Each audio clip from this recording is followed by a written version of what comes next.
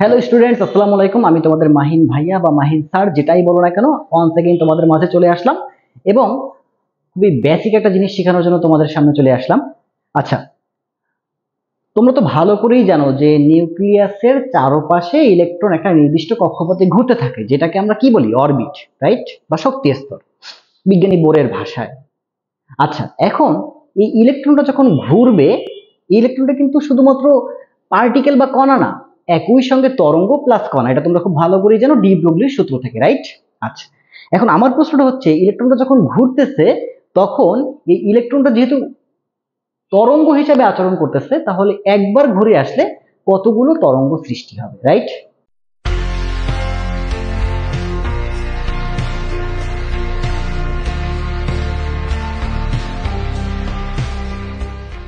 তাহলে আজকে ক্লাসের টপিক হচ্ছে তোমার এনতম অরবিটে তরঙ্গ সংখ্যা। অর্থাৎ ব্যাপারটা হচ্ছে এরকম, দেখো খেয়াল করো যে এটা হচ্ছে নিউক্লিয়াস, একটা পরমাণু নিউক্লিয়াস, এবং তার চারপাশে কক্ষপথ আছে। তার ভিতরে এইটা হচ্ছে তোমার পঞ্চম শক্তি স্তর বা ফিফথ অরবিট। ওকে, পঞ্চম শক্তি স্তর। আমি আবারও ভালোভাবে বলতেছি, এটা হচ্ছে শক্তি স্তর, রাইট?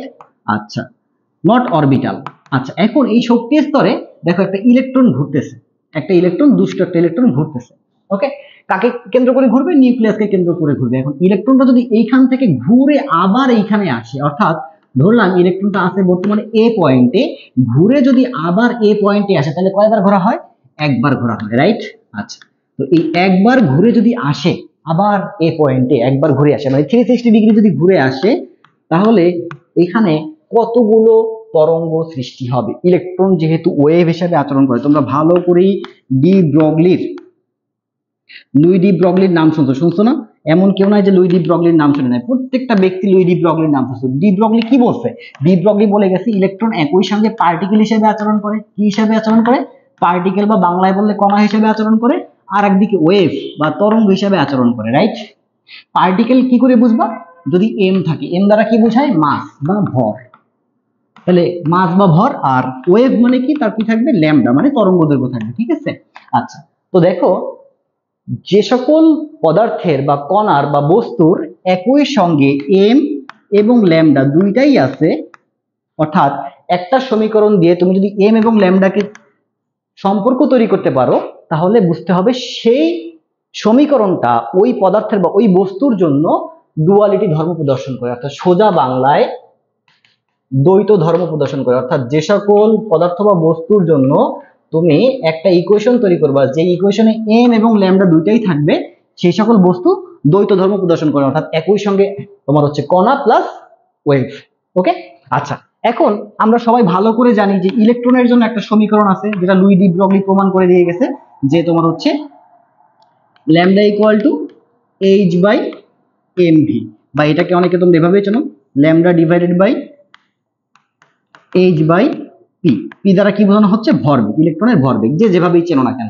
আচ্ছা, তো এখন কথা হচ্ছে যে এই যে ইলেকট্রনটা ঘুরতেছে, এই ইলেকট্রনটা একবার ঘুরে আসলে তার কতগুলো তরঙ্গ দৈর্ঘ্য হবে? আচ্ছা, ওকে, তো এটা একটু ডিটেলসে বুঝাবো। এটা একটু ডিটেলসে বুঝাতে গেলে আমাকে একটু লং করতে হবে ভিডিওটা, ঠিক আছে? যাদের ধৈর্য আছে তারা একটু ভালো করে দেখো। আচ্ছা, ওকে, ফাইন। আগে আমরা একটু ওয়েভ সম্পর্কে বুঝে আসি, ওয়েভ বা তরঙ্গ হিসাবে তরঙ্গের ব্যাপারটা একটু বুঝে আসি। ওকে, আচ্ছা, মনে করো এটা হচ্ছে একটা তরঙ্গ, এটা হচ্ছে একটা তরঙ্গ। এখন খেয়াল করো যে এই যে এই পয়েন্ট থেকে শুরু করে এইটুকু পর্যন্ত, এই থেকে এইটুকু পর্যন্ত, এটা হচ্ছে তোমার একটা পূর্ণ তরঙ্গ, একটা পূর্ণ তরঙ্গ। আচ্ছা, ব্যাপারটা একটা পূর্ণ তরঙ্গ কিভাবে হয় বুঝলা না, তাই তো? আসো বুঝাই দিচ্ছি। একটু আমি বেসিকে যাব, একটু আমি ডিপে যাব, ঠিক আছে? এইটা হচ্ছে যারা ডিপ ভালোবাসো, যারা বেসিকের চেয়ে মানে বেসিক ভালোবাসো এবং ডিপ ভালোবাসো, তাদের জন্য। ভালো করে খেয়াল করো যে এই জিনিসটা আসে কোন জায়গা থেকে। ধরো এটা হচ্ছে একটা বৃত্ত, ঠিক আছে? এটা হচ্ছে একটা বৃত্ত, ভালো করে মন দিয়ে শোনো। আচ্ছা, এখন খেয়াল করো ভালো করে, আর এটা হচ্ছে আমাদের এক্স অক্ষ, ওয়াই অক্ষ, ঠিক আছে? ঠান্ডা মাথায় খেয়াল করো, ঠান্ডা মাথায়। আচ্ছা, এটা হচ্ছে কেন্দ্র এইচ, এটা হচ্ছে এ পয়েন্ট। এখন একটা বস্তু এখান থেকে মনে করো ঘুরে এই পর্যন্ত আসবে, তাহলে সেখান থেকে তরঙ্গ সৃষ্টি হবে। কিভাবে সৃষ্টি হবে সেটা একটু বুঝাবো। দেখো, তো আমরা এই বৃত্তটাকে চারটা ভাগে ভাগ করে নিলাম, ঠিক আছে, চারটা ভাগে ভাগ করলাম, এই যে চারটা ভাগে ভাগ করলাম, ঠিক আছে। এবার খেয়াল করেন ঠান্ডা মাথায় যে এই যে এ পয়েন্টটা এখান থেকে যাত্রা শুরু করে এই পর্যন্ত আসলো, কত ডিগ্রি কোণ ঘুরলো? 90 ডিগ্রি। ওকে, সেজন্য আমরা গ্রাফটা পাবো এরকম, এতটুকু। ক্লিয়ার? আচ্ছা, এবার খেয়াল করেন এইখানে সাইন 90 ডিগ্রির ভ্যালু কত? 1, রাইট? আচ্ছা, অর্থাৎ সাইনের ভ্যালু ম্যাক্সিমাম ভ্যালু কত? 1 না? দেখেন তো গ্রাফটা ম্যাক্সিমাম পয়েন্টে পৌঁছায় গেছে কিনা? পৌঁছায় গেছে, মিল আছে কিন্তু। আবার খেয়াল করেন এইখানে আমাদের থিটার ভ্যালু কত? Theta equal to 0 degree with respect to x Axis, x অক্ষের সাপেক্ষে। এখানে থিটার ভ্যালু কত? 0 ডিগ্রি, রাইট? তাহলে এইখানে আমাদের যদি এই পয়েন্টের উপর আমরা যদি চিন্তা করি, মানে এটা হচ্ছে এই পয়েন্ট, রাইট? তাহলে সাইন 0 ডিগ্রির ভ্যালু কত? 0। তো দেখেন তো এটা আমাদের সেই 0 বিন্দু কিনা, কারণ এটাই তো মূল বিন্দু 0,0, তাই না?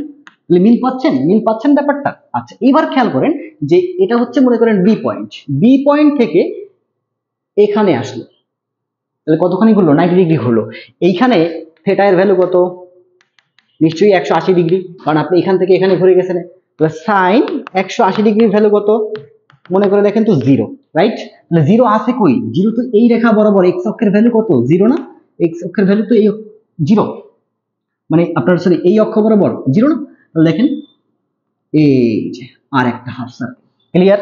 আচ্ছা, এবার খেয়াল করেন যদি আপনার এই পয়েন্টটা এখান থেকে এখানে আসে, আবার কত ডিগ্রি ঘুরলো? 270 ডিগ্রি ঘুরে গেছে না? টোটাল কতখানি করছে? 270 ডিগ্রি। তার মানে এখানে সাইনের ভ্যালুটা কেমন পাবেন আপনি? ম্যাক্সিমাম পাবেন। বাট কেমন ম্যাক্সিমাম? নেগেটিভ ম্যাক্সিমাম, মানে সাইন 270 ডিগ্রি ইকুয়াল টু কত? -1। তার মানে গ্রাফটা নামবে এই যে এইখানে। ক্লিয়ার? আচ্ছা, এবার দেখেন আবার এখান থেকে এখানে ঘুরে গেছে, সাইন কতখানি হবে? 360 ডিগ্রি। সাইন 360 ডিগ্রি ভ্যালু কত? 0, রাইট? তাহলে গ্রাফটা আসবে কোথায়? এই যে এইখানে। তাহলে দেখেন এই যে বৃত্তটাকে একবার যখন ঘুরছে তখন আমরা এরকম একটা গ্রাফ পেয়ে গেছি, রাইট? আচ্ছা, এইটাকে আমরা বলবো একটা ফুল ওয়েভ বা পূর্ণ তরঙ্গ, ফুল ওয়েভ বা পূর্ণ তরঙ্গ। এখন খেয়াল করেন ভালো করে যে এই পূর্ণ তরঙ্গ যখন সৃষ্টি হয়েছে তখন এইটুকু বরাবর যে দূরত্ব অতিক্রম হয়েছে, অর্থাৎ ধরেন এই যে মূলবিন্দু ও এবং এটা হচ্ছে এ, এই যে এতটুকু দূরত্ব, এটাই হচ্ছে আমাদের ওয়েভ লেন্থ। এটাই হচ্ছে আমাদের কি? ওয়েভ লেন্থ, যেটাকে আমরা কি দ্বারা প্রকাশ করি? ল্যামডা দ্বারা প্রকাশ করি। প্লিজ চোখটা এবার এদিকে দেখেন তো, এই যে ল্যামডা হইছে, ল্যামডার ভ্যালু ধরলাম 2 মিটার। তাহলে এইখানে এই ল্যামডা দ্বারা, মানে শুধুমাত্র সিঙ্গেল ল্যামডা দ্বারা কয়টা তরঙ্গকে বোঝানো হচ্ছে? মানে কয়টা পূর্ণ তরঙ্গকে বোঝানো হচ্ছে? নিশ্চয়ই একটা পূর্ণ তরঙ্গকে বোঝানো হচ্ছে, রাইট? তো আমরা বলতে পারি ল্যামডা মানে একটি পূর্ণ তরঙ্গ। ক্লিয়ার এটুকু? ল্যামডা মানে হচ্ছে একটা পূর্ণ তরঙ্গ, এটা মাথায় রাখবেন। ল্যামডা মানে কি? একটা পূর্ণ তরঙ্গ। তার মানে 2 ল্যামডা, 2 ল্যামডা মানে কি? দুইটা পূর্ণ তরঙ্গ। 3 ল্যামডা মানে কি? তিনটা পূর্ণ তরঙ্গ। 3/2 ল্যামডা মানে কি? দেড়, মানে 1.5 তোমার হচ্ছে তরঙ্গ, রাইট? অর্থাৎ একটা তরঙ্গ গেছে, আবার ওই তরঙ্গের বাকি অর্ধেক পথ চলছে, মানে গ্রাফটা তখন এরকম হবে, এই এই। ক্লিয়ার? ওয়েভের ব্যাপারটা ক্লিয়ার? আচ্ছা, এখান থেকে কমপ্লিট করি। আসো, এবার আমরা সবাই কি শিখছি বলতো? আমরা কি শিখছি? আমরা যে নিউজ বোর্ডের যে দ্বিতীয় স্বীকার্যটা কি যেন ছিল বলতো? দ্বিতীয় স্বীকার্য ছিল কৌণিক ভরবেগ সংক্রান্ত স্বীকার্য, তাই না? আচ্ছা, আমরা যখন কৌণিক ভরবেগ সংক্রান্ত স্বীকার্য শিখছিলাম, আমরা পড়ছি কি? mvr equal to nh divided by 2 pi, right? এটা পড়ে নাই এমন কোনো ব্যক্তি মনে হয় নাই, ঠিক আছে? অর্থাৎ ধরেন এটা হচ্ছে একটা কক্ষপথ, n তম অরবিট, ঠিক আছে? এটা হচ্ছে একটা n তম অরবিট। এই n তম অরবিটে মনে করেন একটা ইলেকট্রন ঘুরতেছে, এই যে এখানে এটা হচ্ছে নিউক্লিয়াস, এটা হচ্ছে ইলেকট্রন ঘুরতেছে। এখন এই ইলেকট্রন যখন ঘুরবে, ঘোরার পথটা কেমন? বৃত্তাকার বা কৌণিক। তাহলে কৌণিক পথে কৌণিক ভরবেগের মান কত? l। তাহলে l এর ভ্যালু কি হয়? l equal to nh by 2 pi. আবার আমরা l এর পরিবর্তে কি লিখতে পারি? লিখতে পারি mvr, ফিজিক্সে পড়ছি আমরা, রাইট? তাহলে mvr equal to nh by 2 pi. জানা আছে না? জানা আছে, ওকে ফাইন। এখন খেয়াল করেন এই যে বৃত্তাকার যে পথটা আছে, একটু ভালো করে খেয়াল করেন, কারণ অরবিট বা শক্তি স্তর এটা কেমন? বৃত্তাকার। এটা কে বলছে? বিজ্ঞানী নিউজ বোর বলে গেছে।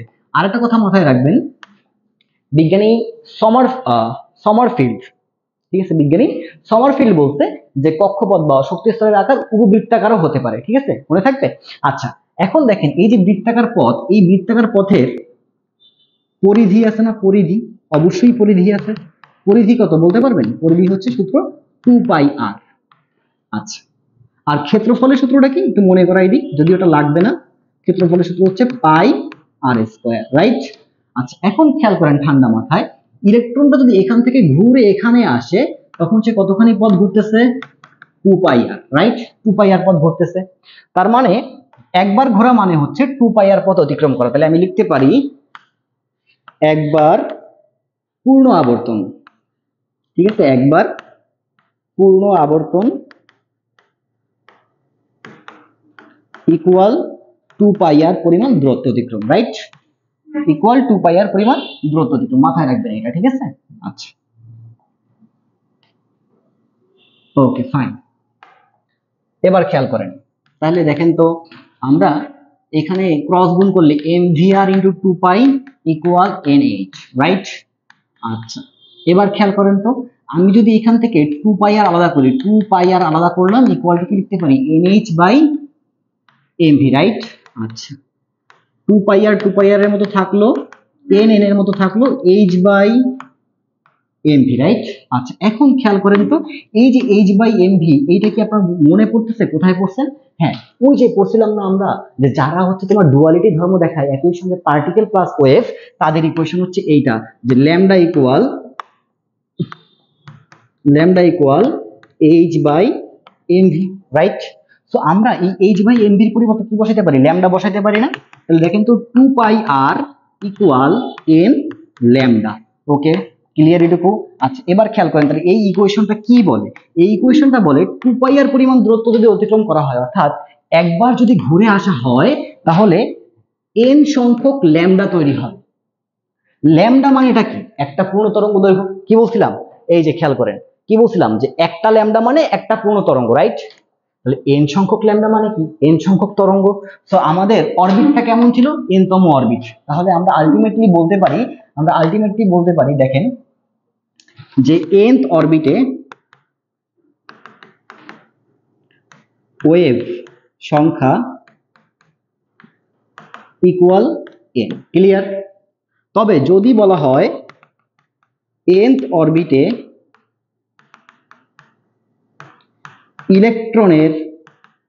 ইলেকট্রনের ভালো করে খেয়াল করেন, ইলেকট্রনের মোট পথ পার্থক্য কত? মোট পথ পার্থক্য কত, এটা যদি বলা হয়, ঠিক আছে, ভালো করে মাথায় রাখবেন যে পথ পার্থক্য ইকুয়াল n ল্যামডা, ঠিক আছে? পথ পার্থক্য ইকুয়াল n ল্যামডা। ক্লিয়ার? আচ্ছা, এখন এই পথ পার্থক্যের ব্যাপারটা কি, এইটা আপাতত না জানলেও চলবে। যখন আপনারা ফিজিক্স সেকেন্ড পেপারের সপ্তম অধ্যায় পড়বেন তখন এই পথ পার্থক্য বুঝতে পারবেন, ঠিক আছে? ক্লিয়ার এটুকু?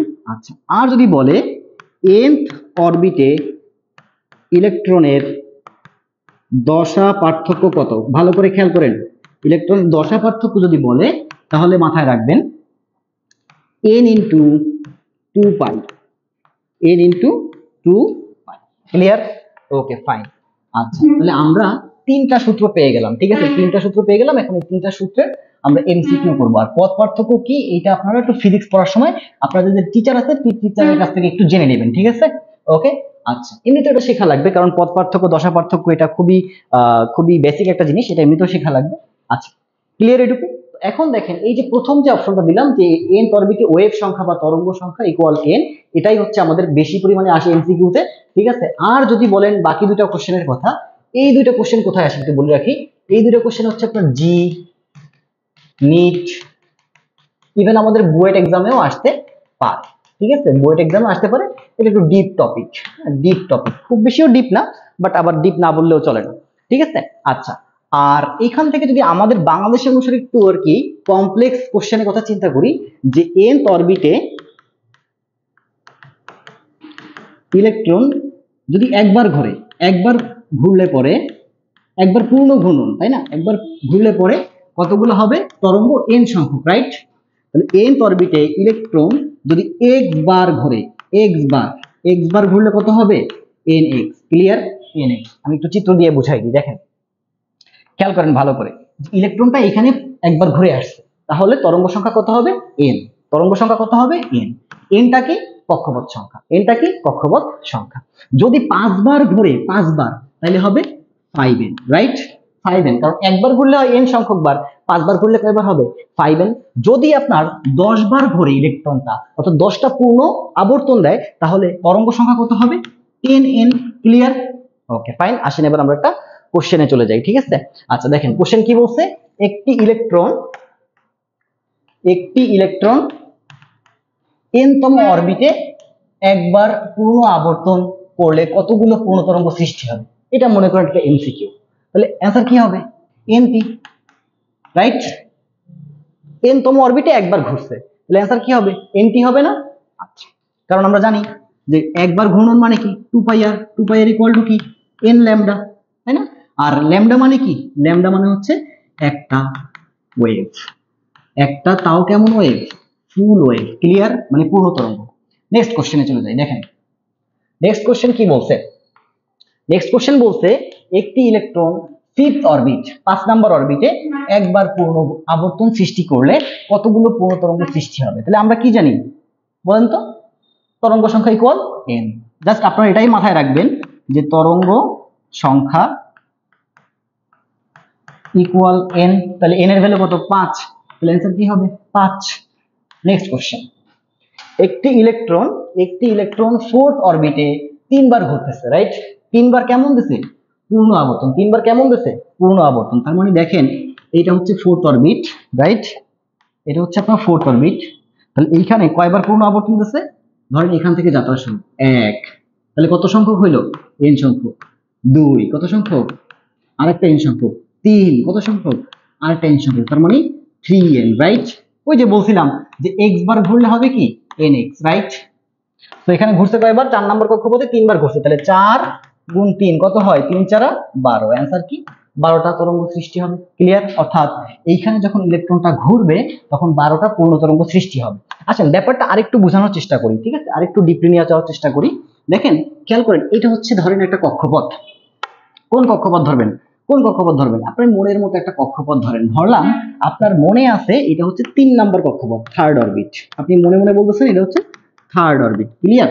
আচ্ছা, 3rd অরবিটে ইলেকট্রনটা এখানে আছে, এখান থেকে ঘুরে এখানে আসছে ইলেকট্রনটা, ঠিক আছে, তাহলে কয়টা হবে তরঙ্গ, পূর্ণ তরঙ্গ 3টা পূর্ণ তরঙ্গ হবে। কিরকম পূর্ণ তরঙ্গ দেখেন, এই ইলেকট্রনটা এটা হচ্ছে কিন্তু ইলেকট্রন, এখন এইটার জন্য যদি আমি গ্রাফ তৈরি করি, কি তৈরি করি গ্রাফ তৈরি করি, ঠিক আছে, কারণ ইলেকট্রন যেহেতু ওয়েভ, আর ওয়েভের কি করা যায় গ্রাফ তৈরি করা যায়। তাছাড়া ইলেকট্রন কেমন টাইপের ওয়েভ বলেন তো, ইলেকট্রন কেমন টাইপের ওয়েভ মাথায় রাখবেন, ইলেকট্রন হচ্ছে সাইন ওয়েভ, ইলেকট্রন কি একটা সাইন ওয়েভ। ওকে, আচ্ছা, তো দেখেন আমি যদি এই ইলেকট্রন 3rd অরবিটে আছে, 3rd অরবিটে ধরলাম যে একবার ঘুরছে, তার জন্য যদি গ্রাফ তৈরি করি তাহলে সেই গ্রাফটা কেমন হবে, 3টা ফুল ওয়েভ। কয়টা ফুল ওয়েভ, 3টা ফুল ওয়েভ, কারণ আমরা জানি কি তরঙ্গ সংখ্যা সমান সমান n, রাইট, যেহেতু 3rd অরবিট, সো কয়টা পূর্ণ তরঙ্গ সৃষ্টি হবে 3টা, 1 2 3। ক্লিয়ার? অর্থাৎ এই ইলেকট্রনটা এখান থেকে এখানে ঘুরে আসলে তার জন্য যে আমরা গ্রাফটা পাবো সেই গ্রাফটা এরকম হবে। ক্লিয়ার? আচ্ছা, এখন যদি আমি বলি ইলেকট্রনটা 3rd অরবিটে ধরেন যে 4 বার ঘুরছে, 4 বার ঘুরলে কয়টা পূর্ণ তরঙ্গ, 4 গুণ 3 3 4 12টা পূর্ণ তরঙ্গ, রাইট। তাহলে এখন দেখেন এখানে কয়টা আঁকছি আমরা, 3টা আঁকছি, রাইট। ওকে, তাহলে 12টা হবে। এখন 12টা আপনারা নিশ্চয়ই বুঝতে পারতেছেন 12টা কেমনে হবে, তাই না? আচ্ছা, ছোট করে নিই তাহলে আর কি আঁকতে সুবিধা হবে 12টা, ঠিক আছে। এই কয়টা হয়েছে, এখানে 3টা হয়েছে, 4 5 6 7 8 9 10 আরো 11 12, ঠিক আছে। ক্লিয়ার এটুকু?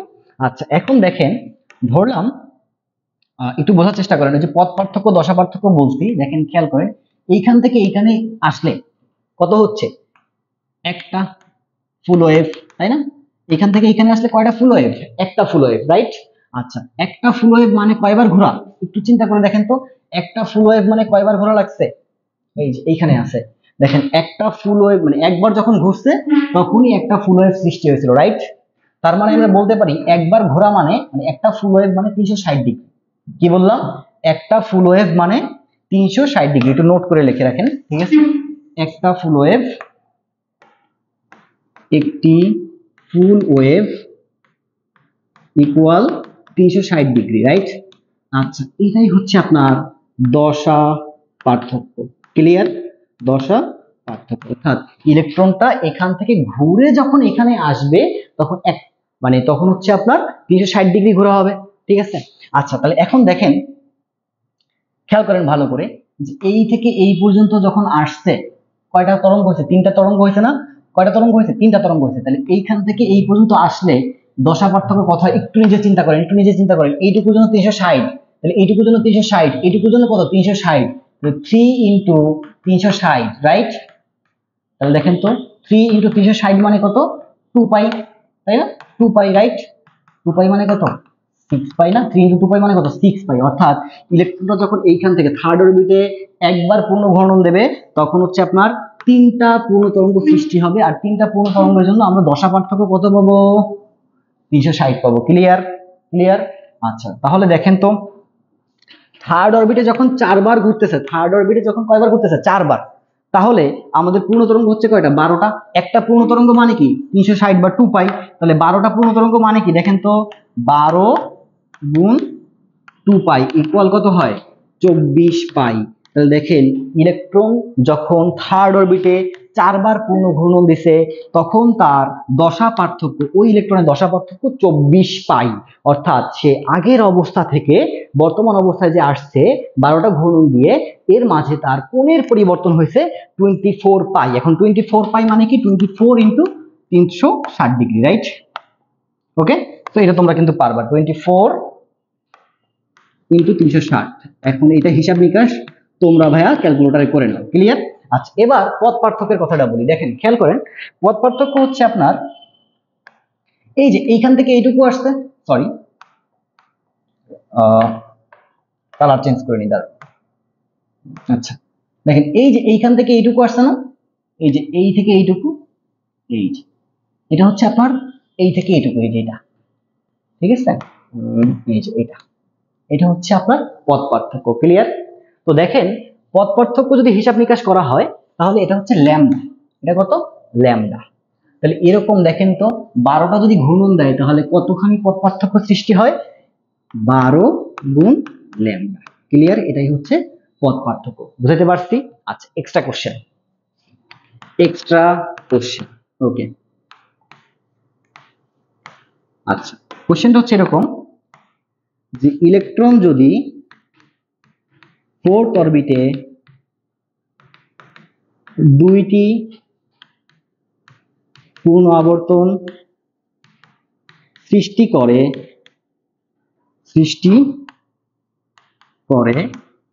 তবে ওই ইলেকট্রনের পথ পার্থক্য ও দশা পার্থক্য কত? দশা পার্থক্য কত? ঠিক আছে?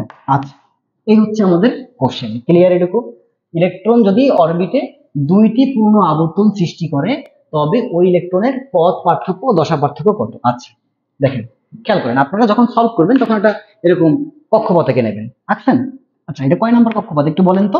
এটা হচ্ছে আপনার ফোর্থ অরবিট। একবার ঘুরে আসছে কয়টা তরঙ্গ হবে? 4টা। দুইবার ঘুরে আসছে কয়টা তরঙ্গ হবে? আরো 4টা। 4 4 কত হয়? 8। 8টা পূর্ণ তরঙ্গ সৃষ্টি হবে, রাইট? আচ্ছা, একটা পূর্ণ তরঙ্গ মানে কি? ল্যামডা। পথ পার্থক্য মানে কি? ল্যামডা। তাহলে 8টা পূর্ণ তরঙ্গের জন্য মোট পথ পার্থক্য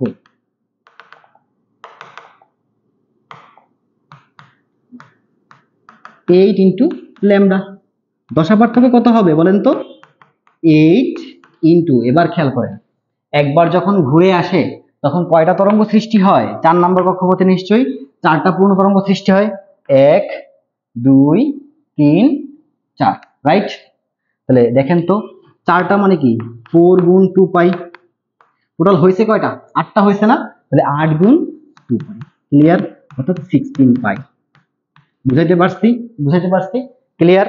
আচ্ছা, কোশ্চেনটা আরেকটু কমপ্লেক্স করি, ঠিক আছে? কোশ্চেনটা আরেকটু কমপ্লেক্স করি। দেখেন, এইগুলো আসলে আপনাদের বইতে নাই, বাট জেনে রাখতে ক্ষতি কি, তাই না? এগুলো তো আপনার যদি মনে করেন বইটা কখনো খুব হার্ড কোশ্চেন হয় বা খুব ডিপলি কোনো একটা কোশ্চেন করা হয়, তখন আপনারা মনে করেন যে এখান থেকেও তো দিতে পারে, পারে না? কমপ্লেক্স করতেই পারে। আচ্ছা, কোশ্চেনটা হচ্ছে এরকম যে ইলেকট্রনের তরঙ্গ দৈর্ঘ্য ইকুয়াল 700 ন্যানোমিটার, ঠিক আছে? আচ্ছা, অথবা বলে দিতে পারলো যে ইলেকট্রন থেকে লাল বর্ণের রশ্মি নির্গত হচ্ছে। লাল বর্ণের রশ্মি নির্গত হওয়া মানে হচ্ছে ধরে নেবেন 700 ন্যানোমিটার, ঠিক আছে? আচ্ছা, তো ইলেকট্রনের তরঙ্গ দৈর্ঘ্য 700 ন্যানোমিটার, যদিও এরকম রশ্মি বলে না, জাস্ট তরঙ্গ দৈর্ঘ্য দেওয়া আছে। আচ্ছা, ইলেকট্রনটি 10 সেকেন্ড থেকে 15 সেকেন্ডের মধ্যে সেকেন্ড অরবিটে 3 বার ঘোরে।